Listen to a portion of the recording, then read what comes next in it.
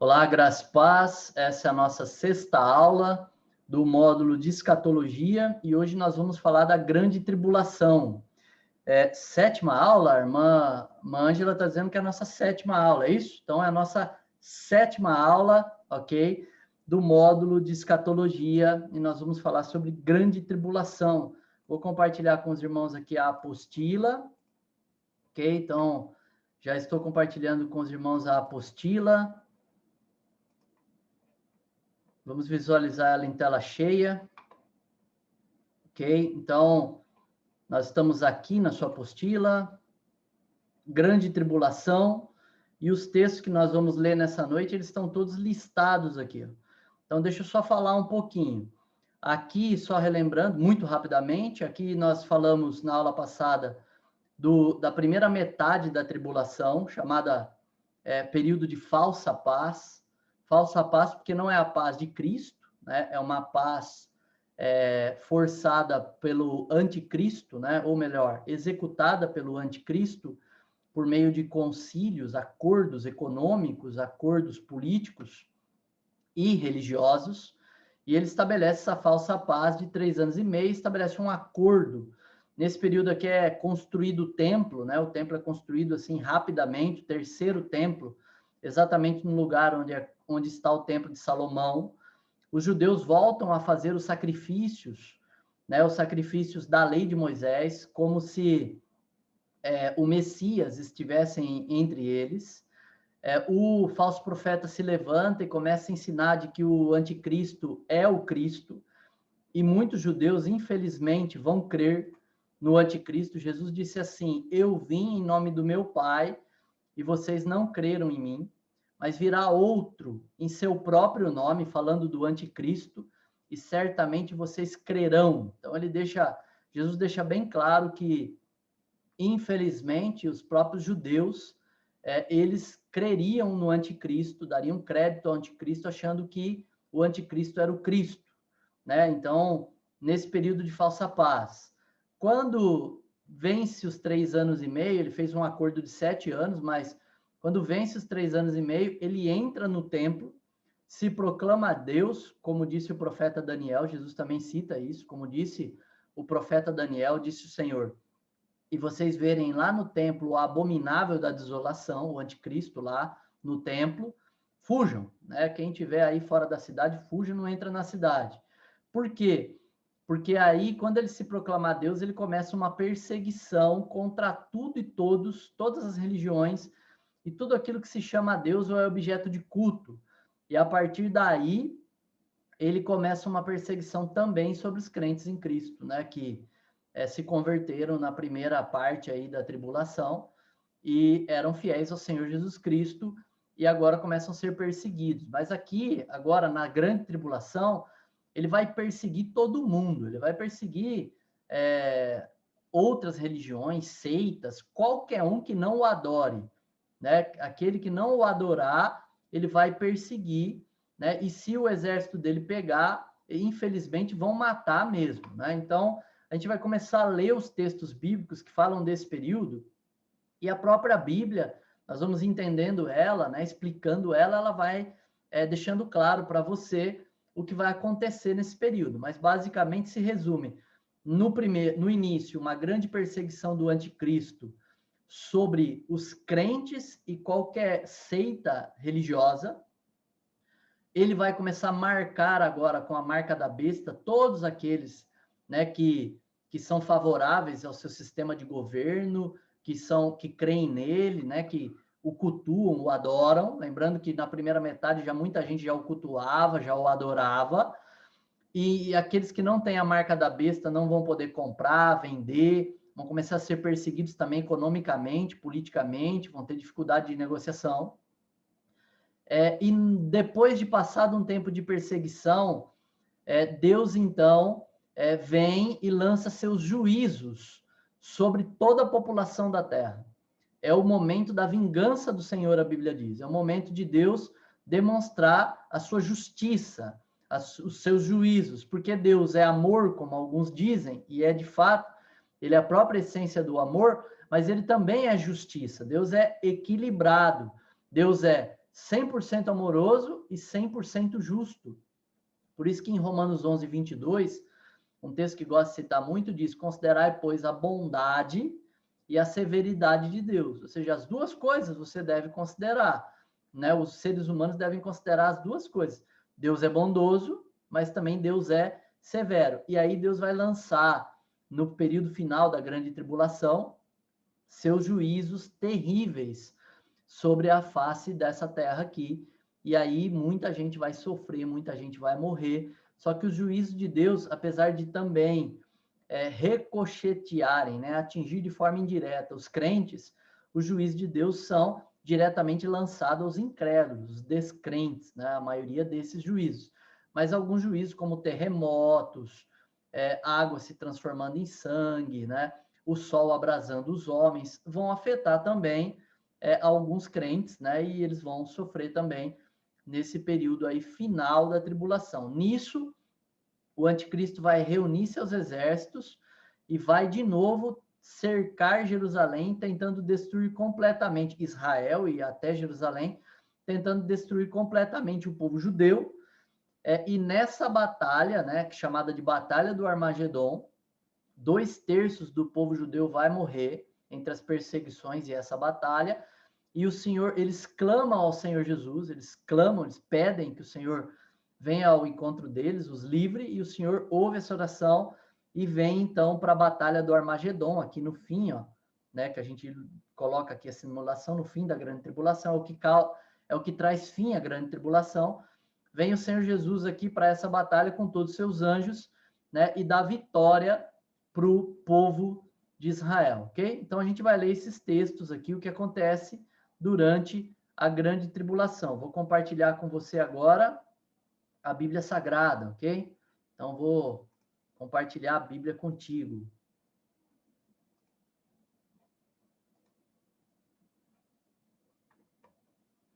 Então eu estou aqui com a Bíblia aberta, né? O primeiro texto lá citado na sua apostila é Mateus, Evangelho de Mateus 24. Mateus 24, versículo 22.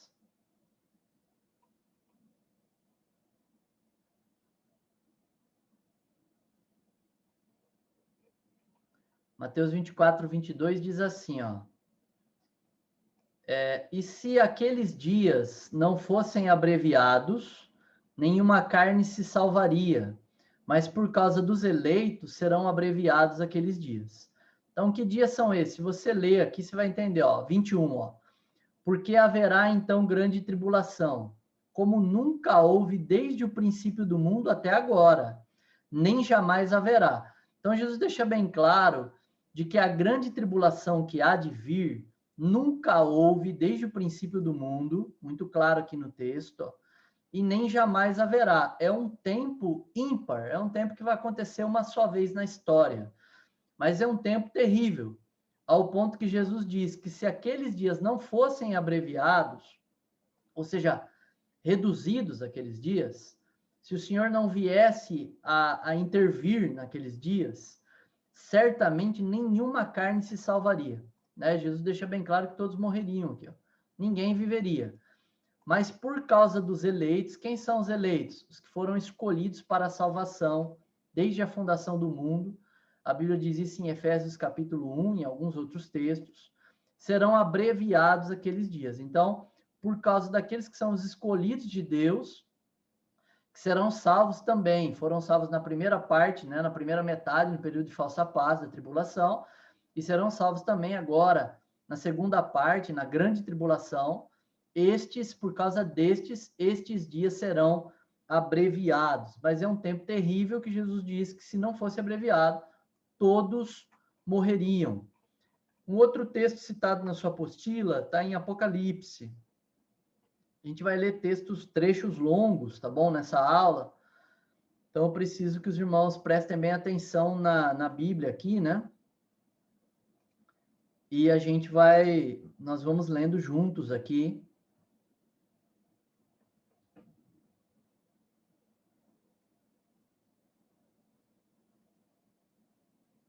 Vou chamar um pouquinho no Zoom aqui para dar uma aumentadinha. Fica mais fácil para os irmãos lerem. Ok. Então, Apocalipse 13, do 4 ao 8, diz assim: E eles adoraram o dragão que dera poder à besta, e adoraram a besta, dizendo: Quem é semelhante à besta? Quem é capaz de guerrear contra ela? Ou seja, aqui está afirmando que, ao adorarem a besta, eles adoram o dragão, que é o diabo, né? E eles adoram a besta, ao ponto que eles dizem, né? O anticristo, eles dizem: quem é semelhante a esse camarada aí? Quem é semelhante à besta? Lógico que eles não vão dizer a besta, né? O anticristo não vai se apresentar como a besta, né? Ele vai se apresentar como um líder, como o Cristo, como o verdadeiro Deus, né? E aí vão perguntar quem é semelhante a esse camarada aí, né? E eles vão adorar esse camarada e ter uma confiança de que o poder de guerra da besta, do anticristo, é grande demais. E pergunta quem que pode guerrear contra ela? Queridos, terrível o que o povo está pensando aqui. Por que terrível? Porque quem pode guerrear contra ela é um texto que cria oposição ao texto bíblico que diz: quem pode ir contra o Senhor? Se Deus é por nós, quem será contra nós? Então eles estão criando um contraponto aqui, eles estão dizendo: a besta é Deus. Por isso que a gente adora a besta, o anticristo. E quem pode ser contra a besta? Ou seja, eles estão dizendo que a besta é Deus, que é acima de todas as coisas, que é toda poderosa. E foi dado a ela uma boca falando grandes coisas e blasfêmias. E poder foi dado a ela para continuar por 42 meses. 42 meses são 3 anos e meio. Se você dividir aí, né? 3 anos dá 12, 24, 36. Mais 6, né? 36 mais 6, 42 meses. 3 anos e meio, claramente aqui, relatado aqui. E abriu a boca em blasfêmias contra Deus, para blasfemar o seu nome, o seu tabernáculo e os que habitam no céu. Ou seja, a besta começa agora claramente confrontar Deus, blasfemando contra Deus, né? Falando coisas terríveis do nome do Senhor, falando coisas terríveis dos crentes, falando coisas terríveis dos que habitam no céu, né? Da igreja que foi arrebatada, né? Dos anjos, provavelmente também, né? Porque ele é um anjo caído aí, incorporado aí num homem. Satanás no caso. Versículo 7, foi-lhe permitido guerrear contra os santos. Porque ele foi permitido, né? A Bíblia está dizendo bem claro, e foi-lhe dado poder. É Deus que está permitindo tudo isso. Tudo isso faz parte do juízo de Deus sobre os incrédulos. Tudo isso. Né? Tudo isso faz parte do juízo de Deus sobre os descrentes. Não é aqui o anticristo se tornando todo poderoso, enfrentando Deus e vencendo por 42 meses. Irmãos, Satanás não tem poder algum perante o Senhor. Ele está submisso a Deus nesse aspecto. Ele sabe que não dá para enfrentar Deus. É claro, ele é rebelde contra Deus, ele não crê em Deus, ele não ama Deus, ele é alguém que é um opositor do Senhor, tal que o nome Satanás significa adversário, diabo significa acusador. Então, claramente ele é alguém que se opõe a Deus. Porém, ele sabe que não dá para enfrentar Deus. Assim, ele e os demônios estremecem diante de Deus. Quando aqui a Bíblia diz foi-lhe permitida, porque Deus permitiu. E ele foi-lhe permitido guerrear contra os santos. Quem são os santos? Os salvos, que estão vivos no período da grande tribulação.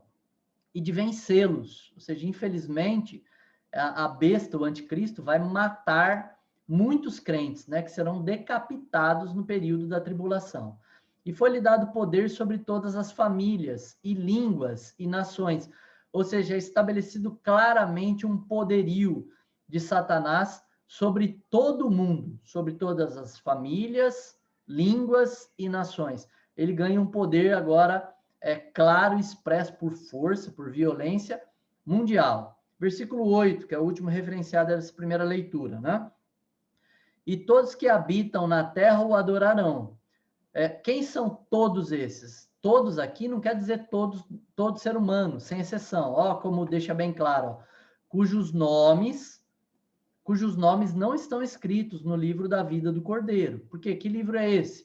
É o livro da vida, o livro dos eleitos, o livro que foi escrito antes da fundação do mundo, que tem o nome de todos os salvos, né? Todos os salvos, inclusive os salvos, os que seriam salvos e serão salvos para nós, né? Estamos no passado, a tribulação está no futuro, todos que serão salvos do período da tribulação, morto desde a fundação do mundo. Então, claramente esse livro deixa claro que esse texto deixa claro que os que estão escritos no livro da vida não adorarão o anticristo, não adorarão a besta, mas infelizmente todos os incrédulos, né, os que não são eleitos, adorarão a besta durante esse período. Note que não é uma adoração forçada, viu? Note que eles admiravam a besta, o poderio da besta, dizendo quem que pode ir contra a besta, né? Quem, em outras palavras, quem é maior que a besta, né? Eles acreditavam que o anticristo era aí o Cristo, né? Parte dos judeus vão acreditar que era o Cristo, né? Não o falso Cristo, não o anticristo, mas o Cristo verdadeiro.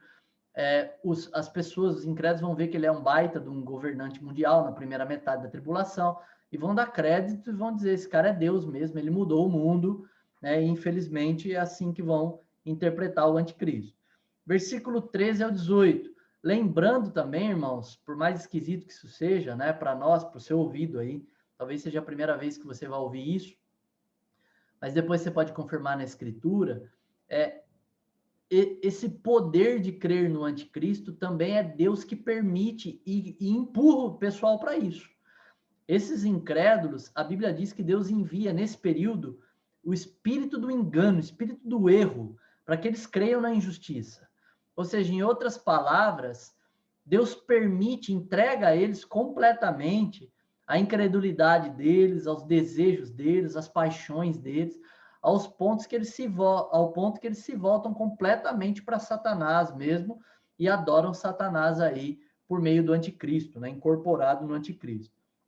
O versículo 13 ao 18, né, vai narrar aí sobre o início aí do sinal da besta. Diz assim: e fez grandes maravilhas, a ponto de fazer descer fogo do céu sobre a terra à vista dos homens, e engana aqueles que habitam na terra por meio daqueles milagres, que tinha poder de fazer à vista da besta, dizendo para aqueles que habitam na terra, que eles fizessem a imagem para a besta, uma imagem para a besta, que tinha sido ferida pela espada e vivera.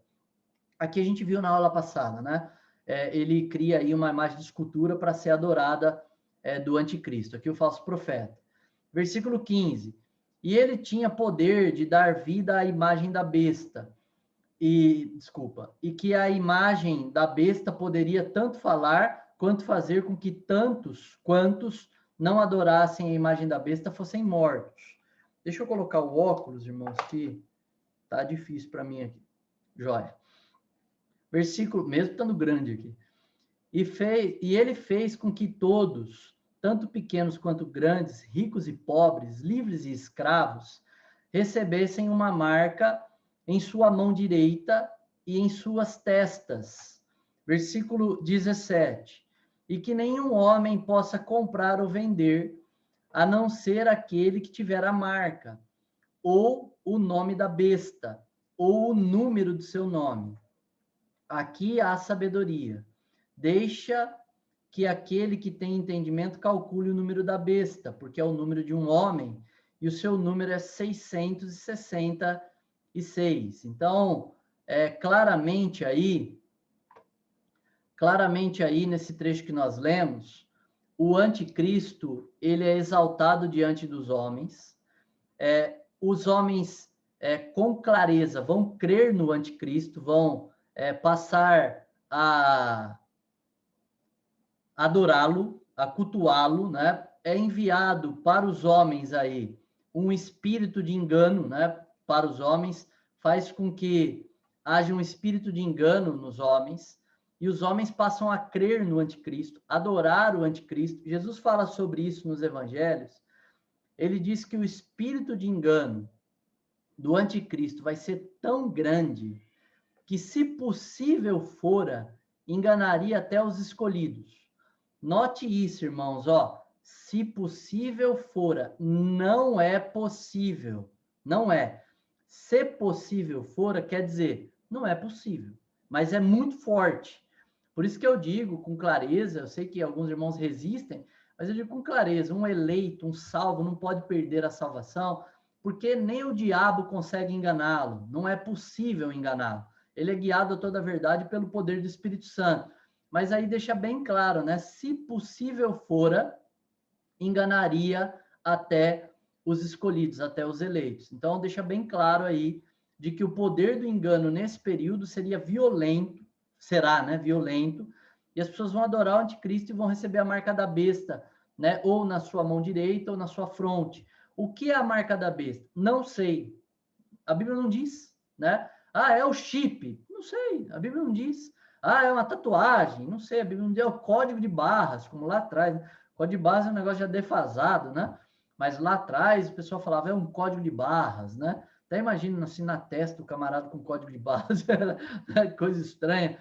Mas a gente não sabe o que é. A gente sabe que é uma marca, né? E que essa marca, de alguma forma, é percebida pelos incrédulos, porque vão conseguir comprar e vender quem tem essa marca, e quem não tem, ou seja, os servos de Deus, né? Não vão conseguir comprar e nem vender, eles não vão conseguir fazer isso. Então, a perseguição começa a ser também econômica, ao ponto que os crentes aí, os que creram em Cristo, não vão conseguir comprar seus próprios alimentos e aí vai ficar difícil de se alimentar. Vão depender aí de outros crentes ou outras pessoas, né, que possam ajudá-los, provavelmente crentes, porque os descrentes vão até denunciar os crentes nesse período, né, entregá-los aí para serem condenados.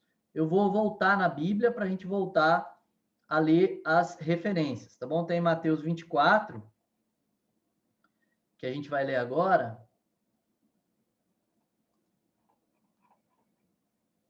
Mateus 24, que também está aí na sua apostila, né? Mateus 24. Nós vamos ler do 9 em diante. Também é outra leitura longa. Peço um pouquinho de paciência para os irmãos. Não sou um bom leitor aí. Eu tenho os textos decorados na Almeida, aí quando eu vou ler aqui na King James, eu apanho um bocado. Versículo 9 diz assim: Então hão de entregar para seres atormentados, e vos matarão, e sereis odiados de todas as nações por causa do meu nome.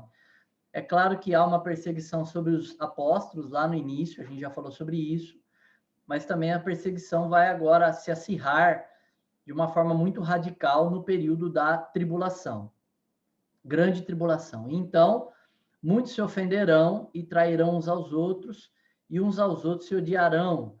E surgirão muitos falsos profetas, enganarão a muitos por se multiplicar a iniquidade, o amor de muitos se esfriará. A gente já leu sobre tudo isso, explicou.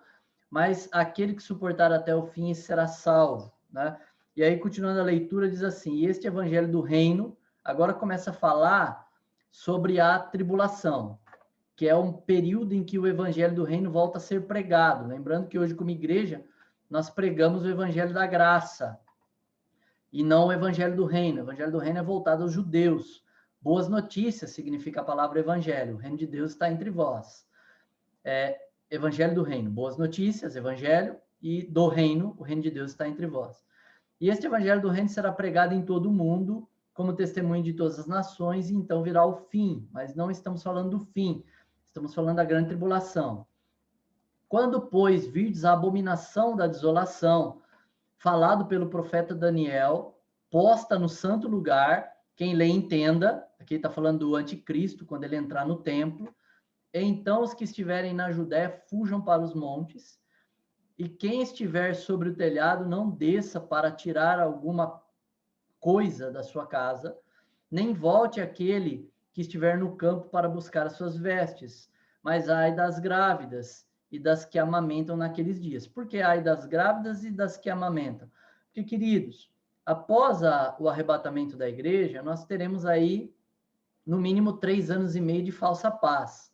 A fome no mundo acabou, está tendo paz no mundo, acabou as guerras, tá tudo uma beleza, é um momento oportuno, até a população da Terra diminuiu, né, com o arrebatamento, é um momento oportuno para você constituir família, né, para você que é incrédulo e não entende o que está acontecendo, né, para você, né, para o incrédulo que não entende o que está acontecendo, é um momento para casar, para ter filhos, né, e vão ter mulheres grávidas, né, e amamentando no início da tribulação. Imagine uma mulher com uma criança de colo ter que fugir, né, uma mulher convertida a Cristo agora, né, ou de outra religião, fugir aí a perseguição do anticristo, né, grávida, é complicado, é disso que Jesus está falando.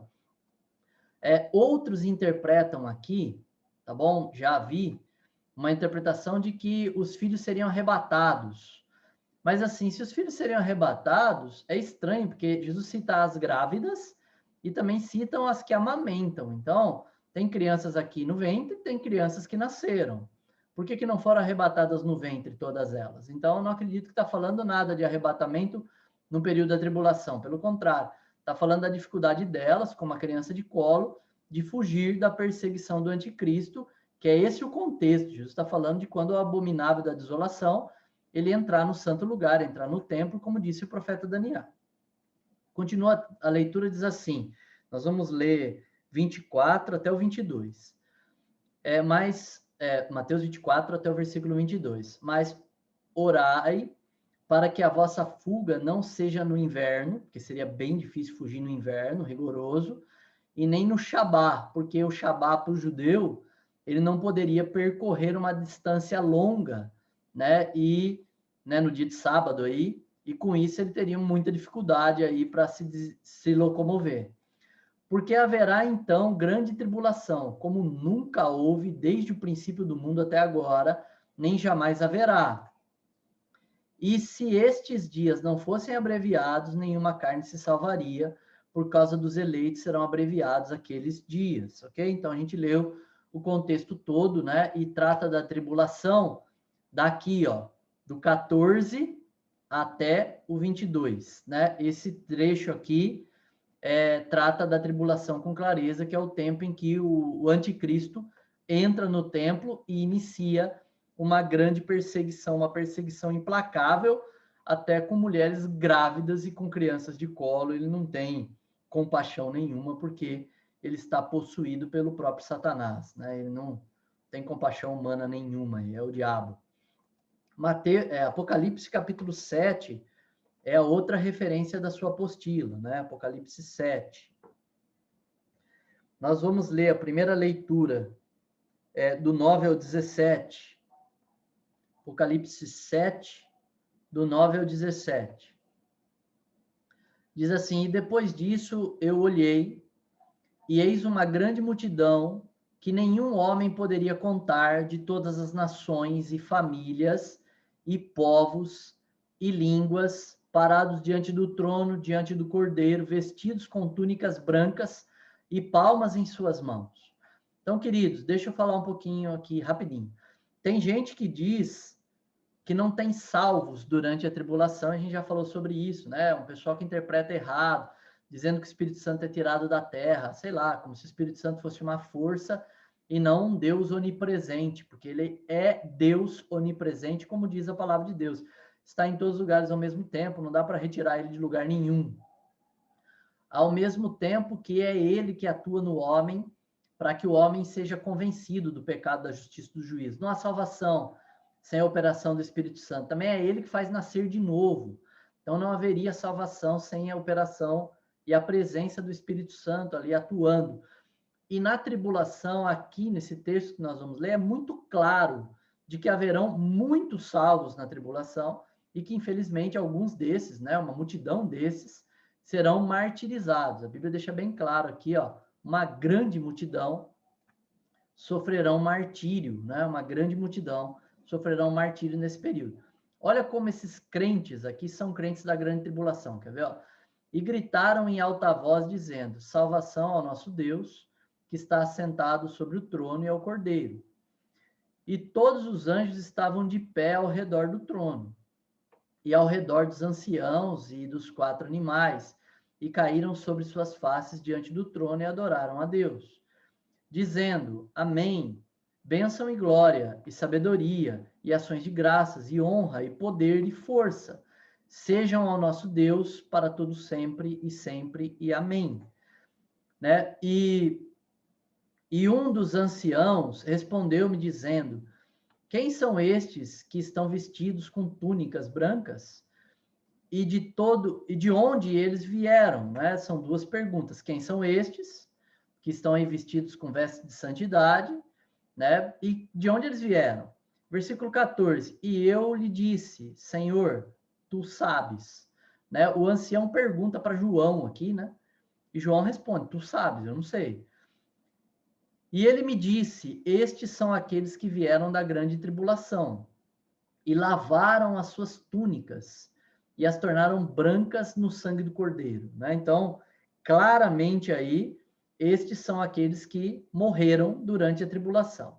Por isso, estes estão diante do trono de Deus e o servem de dia e de noite em seu templo. E aquele que está sentado no trono habitará entre eles. E eles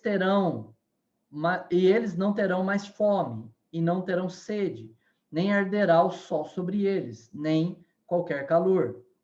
Porque o Cordeiro que está no meio do trono os alimentará e os levará às fontes de águas vivas, e Deus, enxugará todas as lágrimas dos seus olhos. Né? Então, claramente aí, foram salvos durante a tribulação, morreram durante a tribulação, foram martirizados durante a tribulação e estão agora nos céus, né, nesse período de tribulação, né? Quando eu digo estão agora, porque eu estou lá, né, interpretando o texto como se eu estivesse lá na tribulação, né? Nesse momento, tribulação é algo futuro, repito, mas como se eu estivesse lá.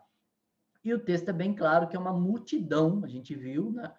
E esses morreram, né, foram decapitados, aí, mortos, né, martirizados no período da tribulação. Apocalipse 24 também é outra referência que está aí na sua apostila. Capítulo 20,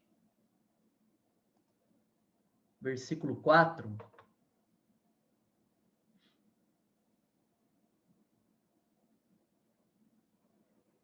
Diz assim, e vi tronos, e assentaram-se sobre eles, e julgamento foi-lhes dado, e vi as almas daqueles que foram decapitados pelo testemunho de Jesus, e por causa da palavra de Deus, e que não haviam adorado a besta, nem a sua imagem, e nem haviam recebido sua marca em suas testas e em suas mãos. E eles viveram e reinaram com Cristo durante 1000 anos. Então, esse outro texto é muito claro, de que essas almas aqui que João vê, vieram também da tribulação. Por quê? Porque não adoraram a besta, que se manifesta na tribulação, não adoraram a imagem da besta, que se manifesta durante a tribulação, creram em Jesus, bem claramente aí, e foram mortos. Nesse caso aqui, bem claro, né? Decapitados por causa do testemunho de Jesus, e viveram com o Senhor, porque morreram fisicamente, mas estão aí, né, na glória, nos céus com o Senhor, e estes reinarão com Jesus, reinarão no seu reino milenar, né, durante 1000 anos. Então, bem claro aí na palavra de Deus, né, que aqueles que são salvos, né, reinarão com Cristo durante 1000 anos. Apocalipse capítulo 8. Apocalipse 8. Versículo 2 ao 13. Apocalipse 8, 2 ao 13. Agora, nós vamos começar a citar, ler, né, trechos que tratam dos juízos de Deus. Ou seja, vai ser um momento histórico que Deus vai derramar seus juízos sobre os habitantes da terra. Lembrando que Deus já fez isso, queridos. Deus já fez isso no dilúvio, quando o caráter da humanidade estava completamente corrompido, a Bíblia diz, corrupção por toda a terra. Deus disse, né, por meio da boca de Moisés, a gente lê isso, né? Mas Deus diz, olha, meu espírito não contenderá mais com o homem, o tempo do homem será 120 anos. E passado esse tempo, então, Deus lança um juízo severo, que é o dilúvio, matando todo ser vivente daquela época, né? Com exceção dos seres aquáticos, é claro, mas né, os animais da terra, as aves dos céus e os homens, os descrentes, com exceção da família de Noé. Também Deus derrama um juízo severo lá em Sodoma e Gomorra e nas cidades circunvizinhas, por causa da imoralidade sexual, homossexualismo, que estava ali espalhado e preponderante, e também por causa do caráter deles, né, que havia se corrompido ao ponto de tratarem com injustiça o pobre, o órfão e a viúva. A Bíblia também é clara com relação a isso. E Deus derrama fogo dos céus, destruindo completamente aquelas cidades, né, Sodoma e Gomorra e as circunvizinhas, e livrando somente Ló e sua família, né, Ló e suas filhas ali, ao ponto que a sua mulher, olhando para trás, né, e creio eu, interpreto assim, tendo amor por Sodoma e Gomorra e gostando do que ali acontecia, também é punida por Deus com um juízo severo, se tornando, morrendo ali, virando uma estátua de sal, né? Então, é muito claro na Bíblia Sagrada de que Deus é amor, mas também Deus é um justo juiz, um Deus ali que pune severamente os incrédulos quando, em rebelião contra ele, se opõem a ele e destroem tudo aquilo que é santo e vivem uma vida ímpia, né, e imunda. Deus é assim, Deus vai condenar ao inferno todos aqueles que não creram em Cristo e viveram uma vida pecaminosa, né, iníqua, ao ponto que ao longo da história ele derramou vários juízes. Ele derramou juízes sobre povos específicos também, né, porque às vezes a gente olha a Bíblia e não consegue ver essas partes, né? Tem gente aí que fala, mas se Deus é amor, como ele pode castigar, né, o ser humano? Deus é amor e é justo juiz, né? Considere, pois, a bondade e a severidade de Deus. Ele é amoroso e severo, ele é equilibrado, ao ponto que quando ele dá a terra prometida a Abraão, né, lá atrás, e ele agora confirma essa terra e, com seu divino poder, ajuda Josué a tomar a terra para o povo de Israel, ele pune os cananitas, né, ao ponto que os cananitas são mortos à espada, né, homens, mulheres, crianças, coisa terrível, mas é um juízo de Deus, né, sobre aquele povo que vivia de forma ímpia e queimavam ali seus próprios filhos em sacrifício, viviam uma vida maluca, né, uma vida terrível, o culto deles, né, o rito deles, a maneira com que eles viviam, né, era uma vida terrível, uma vida completamente pecaminosa. Então agora, né, falando agora, vivendo eu, né, olhando de dentro da tribulação, agora Deus vai lançar seus juízos severos sobre aqueles que estiverem vivos no período da tribulação, né, e o foco de Deus, o alvo de Deus é punir os incrédulos aí. Então a gente vai começar a ler agora, né, os juízos de Deus nesse período. Então a gente está em Apocalipse 8, nós vamos ler do 2 ao 13, né, do versículo 2 até o 13. Diz assim: E vi os sete anjos que estavam em pé diante de Deus, e a eles foram dadas 7 trombetas. E outro anjo veio e se pôs de pé junto ao altar, tendo um incensário de ouro, e foi-lhe dado muito incenso para que ele o ofertasse com as orações de todos os santos sobre o altar de ouro que estava diante do trono. Olha que interessante isso, né? As nossas orações chegando a Deus como um incenso, e de alguma forma a Bíblia está ou ilustrando ou falando de uma forma literal, eu não sei te dizer, mas de alguma forma essas orações estão sendo armazenadas aqui de forma figurada ou não e oferecidas a Deus como adoração. Então, a tua oração, a minha oração é recebida por Deus como incenso de adoração. Muitas vezes a gente pensa, né, que a nossa adoração consiste em ir lá na igreja, né? É importante congregar.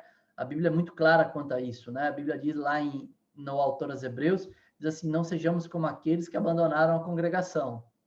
E eu aconselho você, né, que você deve congregar, como a Bíblia ensina. Abandonar a congregação não é bíblico. Agora, também é verdade que nós podemos ofertar a nossa oração como um ato de adoração a Deus das nossas casas, né? E a fumaça do incenso que vinha com as orações dos santos subia da mão do anjo diante de Deus. E o anjo tomou um incensário e encheu com fogo do altar e lançou dentro da terra. E houve vozes e trovões e relâmpagos e um terremoto. E os 7 anjos que tinham as 7 trombetas prepararam-se para soá-las. O primeiro anjo tocou e em seguida houve granizo e fogo misturados com sangue, e eles foram lançados sobre a terra, e a terceira parte das árvores foi queimada, e toda a grama verde foi queimada. Note, queridos, que a grande tribulação, ela é um instrumento de Deus para juízo dos incrédulos, para lançar sua ira, para demonstrar sua ira, para demonstrar sua justiça. O próprio anticristo é um instrumento na mão de Deus para dar o start, iniciar tudo isso. Mas agora Deus começa a lançar juízos severos, ao ponto que nesse primeiro juízo, a natureza, né, as árvores, né, as matas, né, elas são queimadas com esse granizo, né, que é misturado aí com sangue sempre com símbolo de punição, né, sempre, seja o sangue de Jesus que foi punido na cruz do Calvário, seja o sangue aí sendo exigindo justiça, lembrando que a Bíblia diz que o sangue do Abel, o justo, ou seja, irmão de Caim, que foi morto por Caim, clama por justiça. Então, sempre um símbolo de justiça, de clamor por justiça. Então, aqui no primeiro juízo, já a terça parte da natureza é destruída, né? As árvores aí. Versículo 8, né? A gente está lendo aí Apocalipse 8, nós estamos lendo do 12 ao 13. Versículo 8. E o segundo anjo soou, e algo como se fosse uma grande montanha ardendo em fogo foi lançado dentro do mar, e a terça parte do mar se transformou em sangue.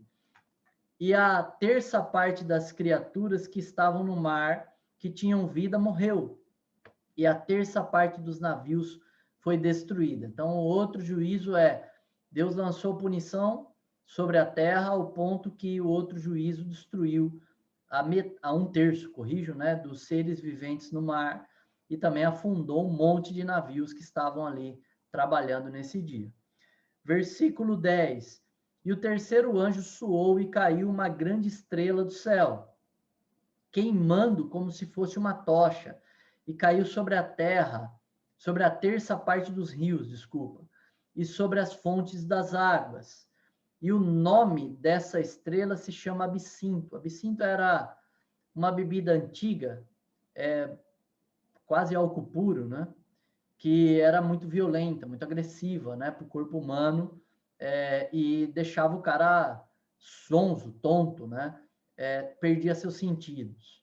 E a terça parte das águas se transformou em absinto. E muitos homens morreram por causa das águas, porque elas se tornaram amargas. Essa figura da água amarga aqui é a figura da água de Mara. Não sei quais de vocês lembram, né? Se não, dá uma visitada lá, de que no Êxodo teve um momento que chegou num lugar chamado, né, Mara, né? E ali tinham águas amargas, águas salobas, águas que não dava para o homem beber, né? Águas ruins. Ao ponto que Deus faz um milagre ali, usa a vida de Moisés e transforma aquelas águas que eram salobas, né? Água ruim, em água boa, em água potável. E agora Deus faz o invertido, né? Deus faz o inverso. Deus pune os homens, transformando a água potável da terra, 1/3 da água potável da terra, em uma água não potável, ao ponto que os homens começam a morrer aí por causa das doenças que essa água causa. E o quarto anjo soou, e a terça parte do sol foi atingida, e a terça parte da lua, e a terça parte das estrelas, de modo que a terça parte delas se escureceu. O dia não brilhou para a terça parte deles, e da mesma forma a noite. E olhei, e ouvi um anjo voando pelo meio do céu, dizendo em alta voz: ai, ai, ai, dos habitantes da terra, por causa das outras vozes das trombetas dos 3 anjos que ainda estão para soar. Ou seja, esses juízos que aconteceram, o anjo está dizendo, ó, tá vendo tudo que aconteceu? Ai, ai, ai. E ai, ai, ai aqui é dor mesmo. É ai de dor. Ai de coisas terríveis que hão de acontecer. E ele diz, ainda tem outros anjos, né, outros 3 anjos, para derramarem aí os seus juízos, né? A gente leu aí Apocalipse 8 até o 13, agora a gente vai ler o 9, Apocalipse 9.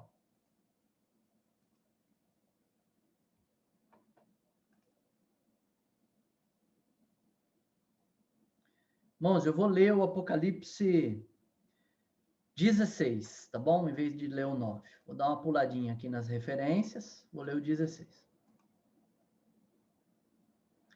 O 16, do 1 ao 16, diz assim... Opa, não carregou ainda?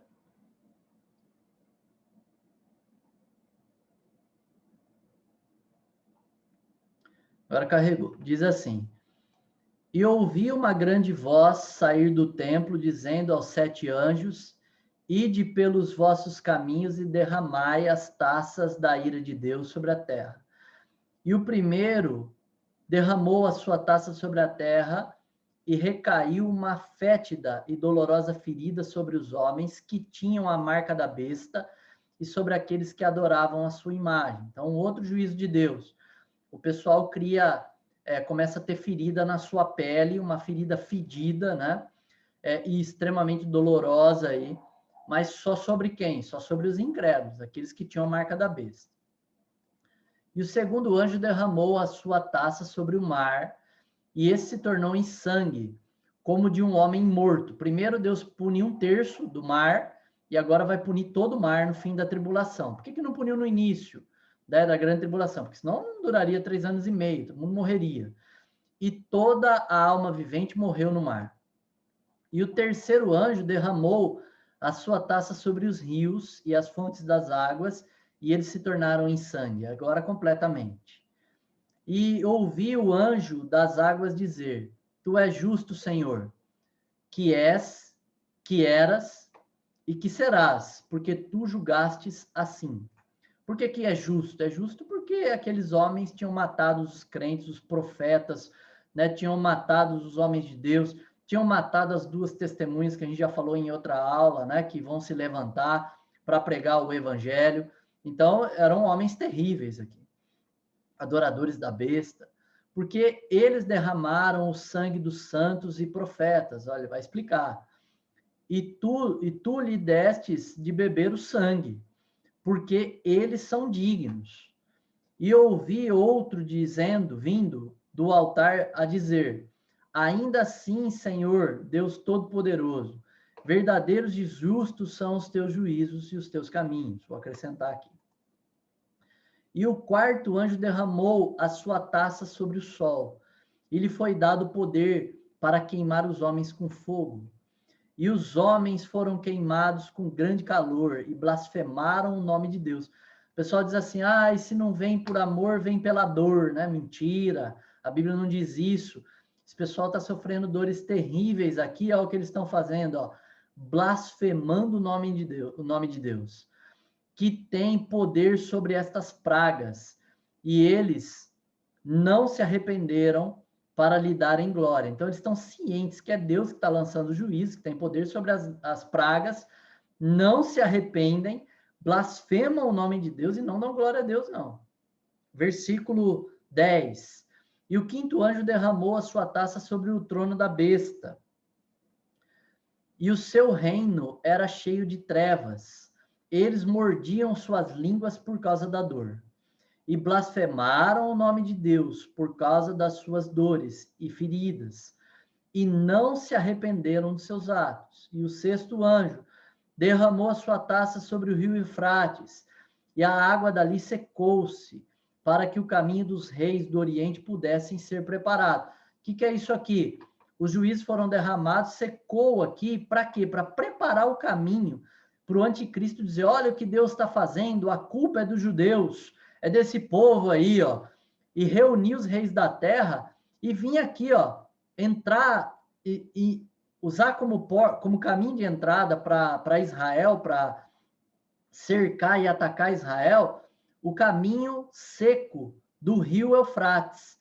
Para quê? Para cair certinho no Vale do Armagedon. Deus prepara a batalha e atrai eles para a sua batalha. E vi 3 espíritos imundos, semelhantes a rãs, saírem da boca do dragão, e da boca da besta, e da boca do falso profeta. Dragão, Satanás, besta, o anticristo, falso profeta, aquele que ensinou a adorar o diabo, o anticristo. Porque eles são espíritos de demônios, operando milagres, os quais vão ao encontro dos reis da terra e de todo o povo do mundo, para reuni-los para a batalha do grande dia do Deus Todo-Poderoso. Ó, a batalha do Armagedon não é a batalha do diabo, do anticristo, é a batalha do grande dia do Deus Todo-Poderoso. É o dia em que o Senhor vai vencê-lo publicamente, né, e vai glorificar o teu nome diante de todos os incrédulos também.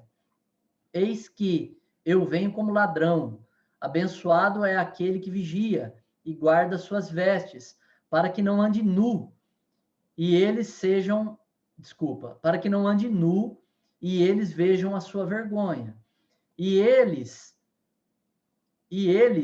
os reuniu, né, o anticristo aqui, em um lugar que na língua hebraica se chama Armagedon, ou seja, vão andar pelo vale do rio ali, né, pela margem do rio e pelo rio, né, que vai se secar, e vão se reunir no Armagedon, em hebraico chamado Armagedon, ou Megido, né, em grego aí, né, então o vale do Megido, ou vale do Armagedon em hebraico. E o 7º anjo derramou a sua taça no mar, e saiu grande voz do templo do céu, do trono, dizendo, está feito. Né? Nós vamos ler, peço um pouquinho aí de mais uns minutinhos dos irmãos, para eu ler até aqui, até o 16, né? Na verdade, até passei, foi até o 17, ok? Então, deixa eu dar um stop aqui. Então, queridos, só para ficar claro, né? O que acontece na grande tribulação são juízos de Deus sobre os incrédulos, juízos terríveis, né? A gente não leu aí, mas tem o ai, né? O primeiro, a gente pulou para o terceiro ai. O primeiro ai é o ai dos gafanhotos, que eu já citei, que é quando Deus ordena a alguns anjos, permite que alguns anjos vão lá e soltem demônios que estão presos no abismo, e esses demônios atormentam os incrédulos procuram a morte, mas não encontram, né? O sofrimento é terrível, eles querem se suicidar, mas Deus não permite que eles tirem a própria vida, então é terrível o sofrimento, é juízo de Deus. Nós também não lemos o segundo ai, que é um grande terremoto, né? O grande terremoto é quando 1/3 da população da Terra morre, então é um terremoto terrível, como nunca houve, né, na face da Terra. Vai ter um terremoto e vai matar 1/3 da população da Terra. Então, são juízos de Deus. E Deus atrai Satanás, né, o anticristo, o falso profeta, para uma batalha. Seca o rio, atrai ali para o Vale do Armagedon, porque nessa batalha é a batalha em que o Senhor Jesus vai vir, levar o povo de Israel, vencer essa batalha e glorificar o teu nome. E assim termina o período da grande tribulação. Nesse momento, Satanás e o falso profeta são presos, né? Nesse momento, Satanás, no fim, aí na batalha, né? Satanás e o falso profeta são presos, né? Então, Satanás é preso, deixa eu corrigir isso, né? Porque senão fica estranho. Satanás é preso, né, por 1000 anos, e o anticristo e o falso profeta são lançados no inferno. Corrijo, são presos. Satanás é preso, e o anticristo, o homem anticristo, e o falso profeta, o homem, é lançado no inferno. Eles inauguram o inferno e Deus, então, estabelece o milênio. Mas aí a gente vai ver isso na próxima semana. A gente vai ler o texto em que Satanás é preso, né? Concluir a tribulação de uma forma muito, muito sucinta. E aí a gente vai ver na próxima semana, então, Satanás sendo preso, e aí a gente entra no milênio, né, que vai ser a nossa 8ª aula, né? A nossa 8ª aula na semana que vem, né? Então, deixa eu sinalizar aqui na minha apostila. Então, na próxima semana, a gente vai fazer a nossa 8ª aula de escatologia. E aí, na próxima semana, a gente vê um outro panorama, entra no milênio, né? Mas uma ou duas aulas aí, nós concluímos o módulo de escatologia. Ok, queridos? Deixa eu encerrar a gravação e aí libero para os irmãos também fazerem perguntas.